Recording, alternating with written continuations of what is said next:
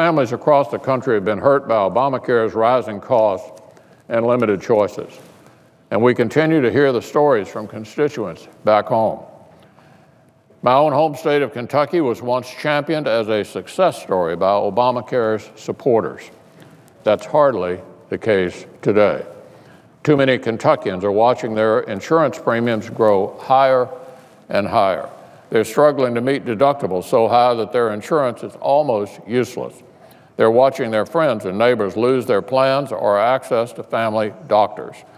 And they sit around the kitchen table and try to budget for their family's future. They know one thing for sure: the promises of Obamacare have failed them. Obamacare promised lower costs, but premiums have skyrocketed. It promised families could keep their plans or doctors, but many have seen their options, in fact, limited. Kentuckians want to see lower costs, more choices, and better care. But after 7 long years of rising costs and diminishing options, Obamacare has not delivered. And the people of Kentucky are demanding change. They've been loud and clear in their distaste for Obamacare.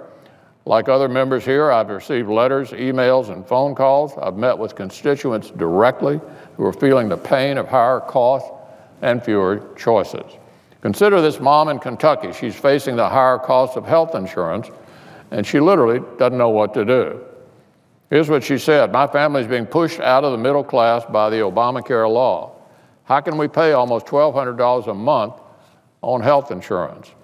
Listen to this veteran and father from Louisville. After his plan was discontinued, he tried to buy insurance through Obamacare, only to find that his children's pediatrician wouldn't accept it. This dad worries that unless something is done, he'll be one of thousands of Kentuckians that will find that they do not have insurance options. I've heard from many constituents expressing similar frustration, disappointment, and anger about the outcomes of Obamacare. They expected the law to deliver on its promises, but instead they paid more and received less. This year, the cost of insurance premiums in Kentucky spiked up to 47%. These price increases are a direct result of instability injected into the market by Obamacare. And families across Kentucky are scrambling to find ways to fit the extra expenses into their budgets. To make matters worse, the choices that families once had for health insurance continue to disappear. Nearly half of the counties in Kentucky only have one option for a health insurance provider on the exchange. And when there's only one choice, there's really no choice at all. For the people of Kentucky and for people across the country, repeal means relief. It's time to act is now. However, our friends on the other side of the aisle are doing everything they can to stop us from fulfilling our promise to help the American people. Instead of continuing to push their political agenda, I would urge them to help us. I ask them to listen to the American people who are demanding change. A recent Gallup poll showed that 8 out of 10 Americans wanted to see Obamacare significantly change, or completely replaced. It's time to admit it. Obamacare has failed.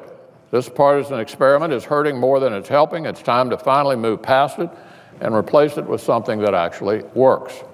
The repeal resolution is the first step to bring relief for hardworking Americans and to prevent health insurance markets from imploding.